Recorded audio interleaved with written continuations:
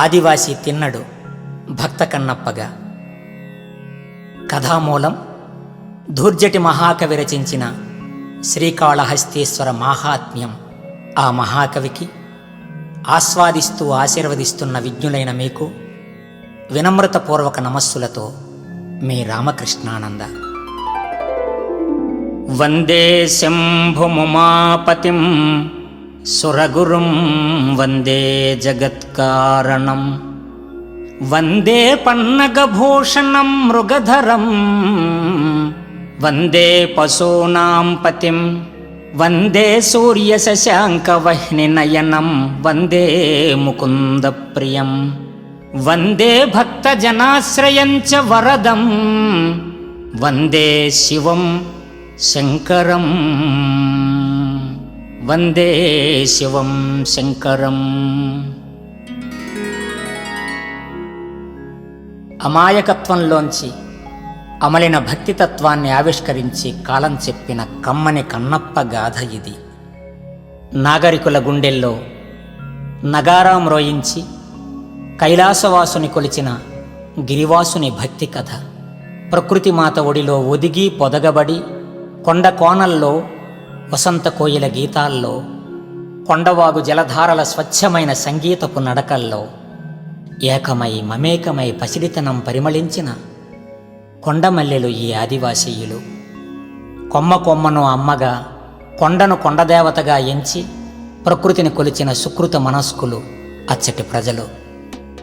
డప్పును కనుగొని లయబద్ధంగా వాయించి గుండె చప్పుడును జోడించి గళం విప్పితే అడవి తల్లి పొత్తిళ్లలో తేనెధారల పసిపాప నవ్వులా పల్లవించింది తొలిపాట. వెదురు పొదలను ఎదలకు హత్తుకొని వేణువుగా మలచిన తెలివి ఆ ఆదివాసీలదే. ఆధునిక సాంప్రదాయ సంగీతానికి ప్రకృతి ఒడే తొలి పాఠశాల.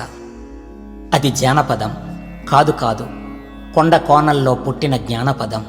అటువంటి ఆదివాసీయుల నిర్మలత్వానికి, అమల ప్రేమకు, పరమేశ్వరుని యందు నిష్కపట భక్తికి నిదర్శనం ఈ కథ.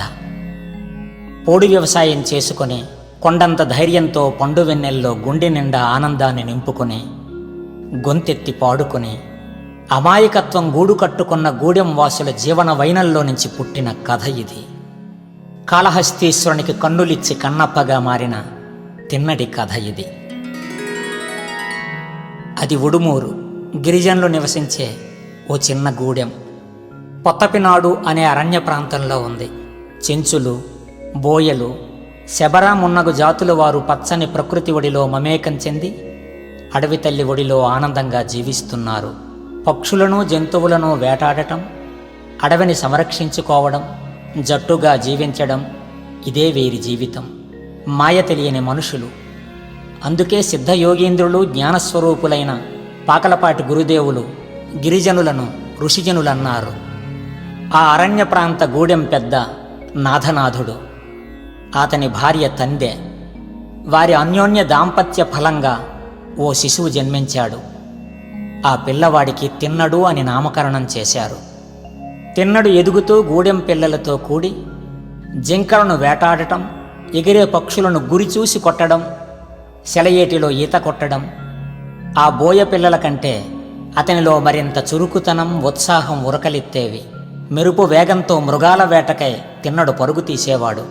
అంతియే కాకుండా ఏదైనా సాధించాలన్న పట్టుదల ఉడుం పట్టులా ఉండేది. ఒక్క మాటలో చెప్పాలంటే ఉడుమూరులో ఉరకలెత్తే ఉరుము ఈ తిన్నడు. అందమైన పక్షి ఏకలే తలపై కిరీటంగా, నుదుట దిద్దిన విభూతి రేఖలే శైవతేజంగా, ఉడుము చర్మపు తొడుగులే చేతి కవచాలుగా, రంగుల పూసల దండే రత్నాల హారంగా, కట్టిన నారవస్త్రమే పట్టు పీతాంబరంగా, మూడు కన్నుల స్వామికి మరో రూపమా అన్నట్టుండేవాడు తిన్నడు. తిన్నడిపై దృష్టి దోషం పడకుండా ముళ్ళపంది ఏకలతో దిష్టి తీసేది తల్లి తందే. ఇలా కాలం గడుస్తోంది. తిన్నడికి 14 ఏండ్ల ప్రాయం వచ్చింది. ప్రతి ఏటా జరుపుకునే శివయ్య జాతర వారం దినాలుంది. దుప్పి, అడవి పంది, జింక, కుందేలు, కనుసు ఇత్యాది జంతువులను వేటాడి మాంసాన్ని శివయ్యకు సమర్పించి తలచి కొలిచే బోయ పండగ ఇది. గూడెం యువకులంతా ఆయుధాలు ధరించి చెరోవైపు వేటకు బయలుదేరారు. వేటకు వెళ్ళిన తిన్నడికి ఒక్క జంతువు కూడా తారసపడలేదు. సూర్యుడు నడినెత్తినుండగా బాగా ఆకలి వేస్తుంది. ఏ కాయగాని పండుగాని కనీసం దుంపైనా దొరకలేదు. దగ్గరలో సన్నగా ప్రవహిస్తున్న గెడ్డనీళ్లు తాగి కడుపు నింపుకున్నాడు. అలసి సొలసిన తన శరీరానికి విశ్రాంతినిచ్చేందుకు ఓ చెట్టు నీడను ఆశ్రయించాడు. చెట్టు కొమ్మలు చల్లని గాలిని వీస్తూ అమ్మలా మృదువుగా స్పృశిస్తే హాయిగా నిద్రలోకి జారుకున్నాడు. ఇంతలో తన జీవితాన్ని మలుపు తిప్పే ఓ స్వప్నం. ఆ స్వప్నంలో జటాజూటాలు కలిగి విశాలమైన పాలభాగాన తెల్లని విభూతి రేఖల మధ్య కుంకుమ బొట్టు కాంతులీనగా, మెడలో రుద్రాక్షమాలలు ధరించి భుజములపై విభూతి ముద్రలు ధారణ చేసి కుడి చేతితో దండాన్ని పట్టుకొని ఎడమ భుజాన జోలె వ్రేలాడగా జాబిలిలాంటి వదనంతో జాలిచూపులు ప్రసరిస్తూ తిన్నడితో ఇలా అన్నాడా బైరాగి సాధువు, వత్స, ఈ చోటుకు కాసింత దూరంలో మీరందరూ మొగలేరుగా పిలుచుకునే స్వర్ణముఖి నదీ తీరాన శ్రీకాళహస్తిగిరి పాదపీఠాన కైలాసాధిపతి అయిన పార్వతీ పరమేశ్వరుడు లింగరూపంలో వెలసియున్నాడు. ఆ స్వామిని దర్శించి పూజించి సేవించి తరించి ధన్యుడవు కమ్ము. ఆలస్యం చేయకు, ఇక లెమ్ము అని అదృశ్యమయ్యాడు జంగమ రూపుడైన అంబికేశ్వరుడు. క్షణంలో మెలకువ వచ్చింది. చివారున లేచి ఉల్లంతా అనుభూతి ఆవహింపగా నీళ్లు నిండిన కళ్ళతో శివయ్యను వెదకనారంభించాడు తిన్నడు. ఇంతలో ఓ అడవి పంది తారసపడింది. వ్యావహారిక లక్ష్యం గుర్తుకు రాగా స్వాప్నిక లక్ష్యమైన శివాన్వేషణ రెప్పపాటు కాలంలో మాయమయ్యింది. విషయవాంఛ విశ్వనాథుణ్ణి మరిపిస్తుంది. జీవితానికి అవసరమైన విషయాలు ఈశ్వర విభూతులే. విషయ సుఖాలు సంపదలు భగవద్విభూతులైనప్పటికీ సుఖ సంతోషాలతో పాటు దుఃఖాన్ని కూడా కలుగు చేస్తాయి. నిశితంగా పరిశీలిస్తే నిఖిలలోక కార్యకలాపాలన్నీ నిటలాక్షుని లీలలే. వలను చీల్చి తప్పించుకున్న అడవి పంది వెంట పరుగులు తీశాడు తిన్నడు. వల నుంచి తప్పించుకున్న ఆ జంతువును చూసి శివయ్యను మరచి మాయవలలో పడ్డాడు తిన్నడు. శరవేగంతో అడవి పందిని సమీపించి ఇక నా బాణపు వేటుకు తప్పించుకోలేవని ఊపిరి బిగించి బాణాన్ని సంధించేలోగా కనుల ముందు మాయమయ్యింది అడవి పంది. ఈ ఘటనకు ఆశ్చర్యచకితుడయ్యాడు తిన్నడు. ధనుర్బాణాలను దూరంగా విసిరికొట్టి అలసి సొలసి నీరసించి నిలిచిపోయాడు. ఒక్క క్షణం ప్రశాంతంగా ఊపిరి పీల్చుకొని కనులు మూసి ఎందుకిలా జరిగిందా అని ఆలోచన చేస్తున్న సమయంలో శుభంకరుడైన శంకరుడు గుర్తుకు వచ్చాడు. వలను చీల్చుకొని తన వెంట పరుగులు తీయించింది అడవి పందేనా? కాదు కాదు, ఆదిదేవుని సన్నిధికి చేర్చే మహానంది అనుకున్నాడు. మాయవలను చీల్చుకొని మహాదేవుణ్ణి అంది పొందమని సందేశమిచ్చింది కాబోలు అని పరితపిస్తూ కనురెప్పలు విప్పాడు. కనుల ముంగిట ఓ శివలింగం తారసపడింది. ఏమిటా శివలింగం? దాని విశేషమేమిటి? తన నోటి చొంగ దారాలతో అల్లిన వస్త్రాన్ని శివలింగాకృతికి సమర్పించింది శ్రీ అనే సాలెపురుగు. తన పడగలలో ఒదిగిన మణిని కైలాసపతికి సమర్పించింది కాళ అనే సర్పము. మారేడు దళాలను వికసించిన కమలాలను విభూతిపతికి సమర్పించేది హస్తి అనే ఏనుగు. ఈ మూడింటి నిర్మల భక్తికి మెచ్చి మోక్షప్రాప్తిని కలుగచేసిన పాలనేత్రుని క్షేత్రమే శ్రీకాళహస్తి. ఆ శ్రీకాళహస్తీశ్వరుని లింగరూపమే తిన్నడికి దర్శనమిచ్చింది. అంతటి మహాసత్వమైన శివలింగాన్ని చూసి ఇక ఆగలేక పరుగున వెళ్ళి ఆ లింగాన్ని ఆలింగనం చేసుకున్నాడు తిన్నడు. సంతోషంబున్నగాంచె తిన్నడు సమస్త వ్యాపకానంత వేదాంత స్థాపిత చిన్మయాంగము అవిద్యాధ్వాంత సంతాన సంక్రాంత స్వాంత నిశాంత జంతు సుఖమార్గ ప్రాపక భంగరుక్కాంతాపాంగము దివ్యలింగము వివిక్త ధ్యేయ నిరంగమున్. సమస్త సృష్టి వ్యాప్తమై ఉపనిషత్తుల చిన్మయ చిత్తమై అవిద్యను నిర్మూలించి అంతరంగాన్ని ఆనందధామంగా మలిచే చిద్రూపలింగమై లోక చీకటిని పారద్రోలే సూర్యదీపమై ధ్యేయ వస్తువై భాసించే శివలింగాన్ని దర్శించాడు. చెమ్మగిలిన నయనాలతో శంభుణ్ణిలా అర్థించి ప్రార్థించాడు. అయ్యా శివయ్య, మాకందరికీ నీడనిచ్చి నీడ లేకుండా ఎండలో నువ్వున్నావు. మాకు నానా రకాల తిండినిచ్చి తిండి లేక మండుటెండలో మౌనంగా ఉన్నావు. నీకెందుకీ ఒంటరి బతుకు?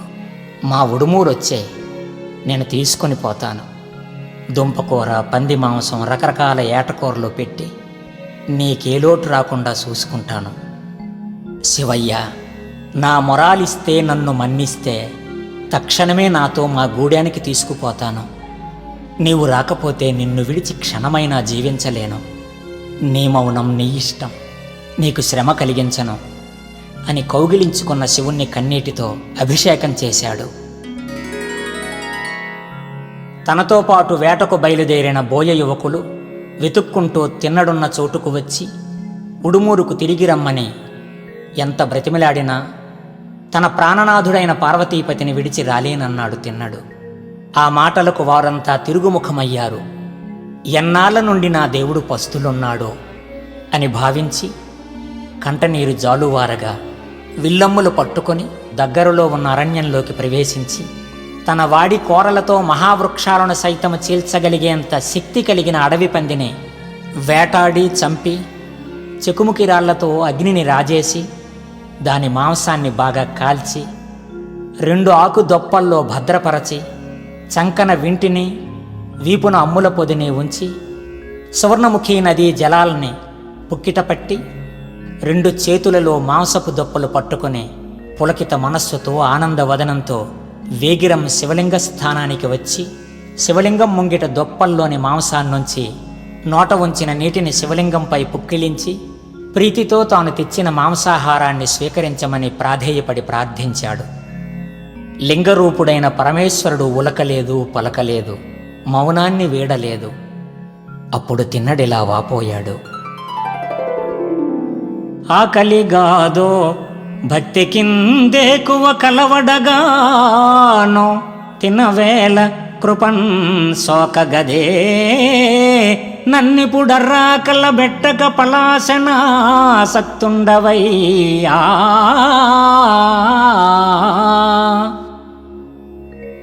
ఏమి సామి, ఆకలిగా లేదా? నీ యందు నిండైన భక్తి నాకు లేదా?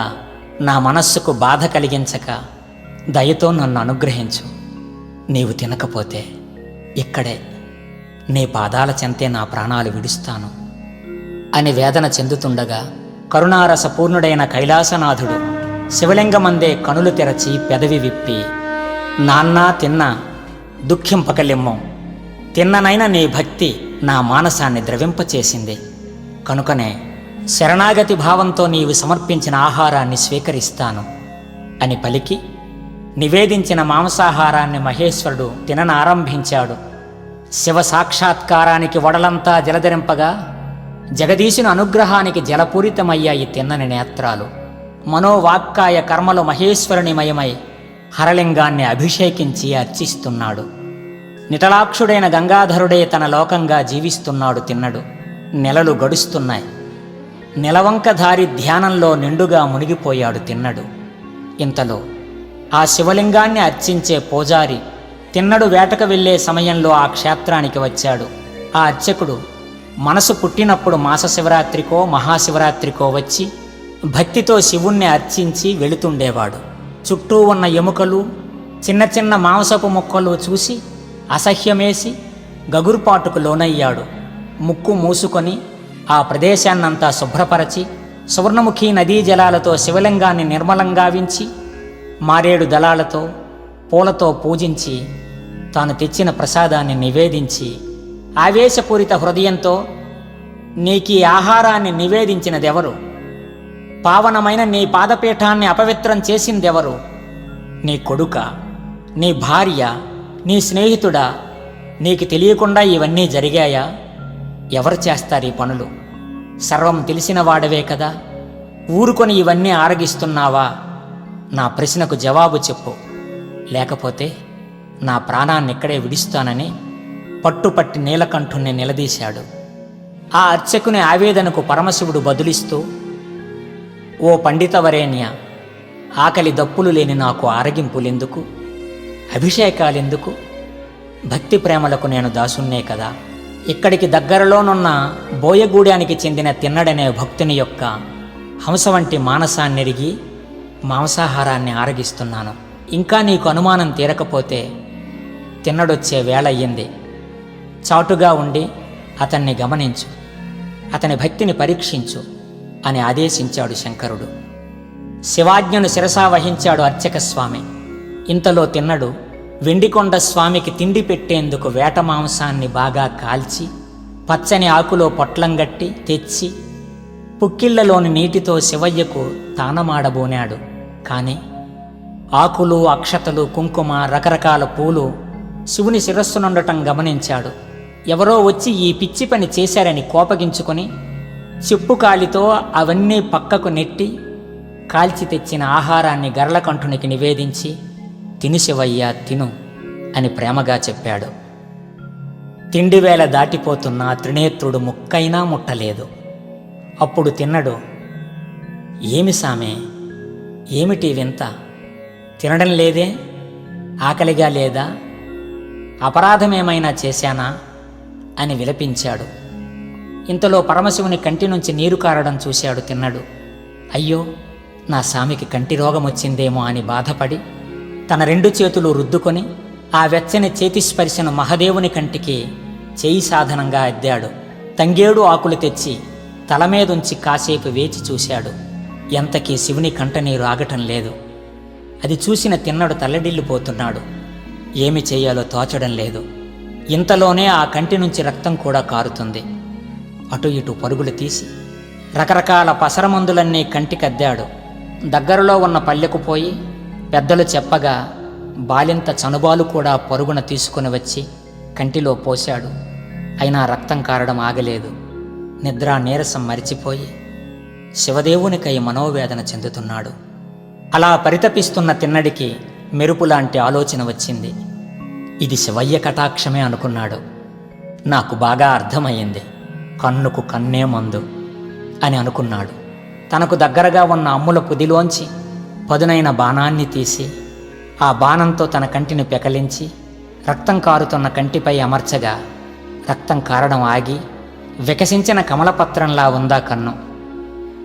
ఒకవైపు కన్ను తీసిన బాధ భరించరానిదిగా ఉన్న కంటినిచ్చిన ముక్కంటికి తన కన్ను అమరిందన్న ఆనందం బాధను మరిపించింది. కానీ ఆ ఆనందం కాసేపైనా నిలవలేదు. శివుని 2వ కన్ను నుండి ధారగా రక్తం కారడం ప్రారంభమైంది. ఈ వ్యాధికి ఏ మందులు పనిచేస్తాయి? కన్నుకు కన్నే సమాధానమని నిర్ణయించుకున్నాడు తిన్నడు. శివ, నాకొక సందేహం. నీ 3వ కంటికి కూడా ఇలాంటి వ్యాధి సోకితే నీకివ్వడానికి. అర్థమైంది. నాకు 3వ కన్ను లేదు కదా. అలా అయితే బదులుగా నా ప్రాణమే నీకిస్తాను అని దృఢంగా పలికాడు తిన్నడు. 2వ కన్నును తీసి అమర్చేందుకు సిద్ధపడ్డాడు. చర్మపు పాదరక్షలు ధరించిన కాలినే కన్ను అమర్చేందుకు శివలింగంపై గుర్తుగా ఉంచాడు. మొనదేలిన బాణంతో 2వ కన్నును పెకలించబూనుతున్న సమయంలో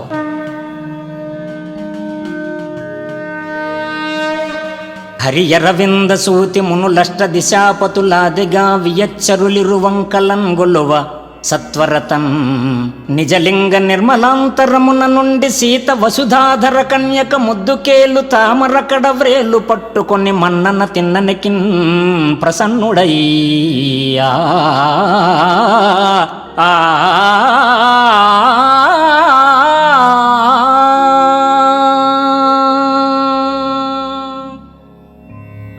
బ్రహ్మ, విష్ణు, ఇంద్రాది అష్టదిక్పాలకులు ఓం నమః శివాయ, ఓం నమః శివాయ, ఓం నమః శివాయ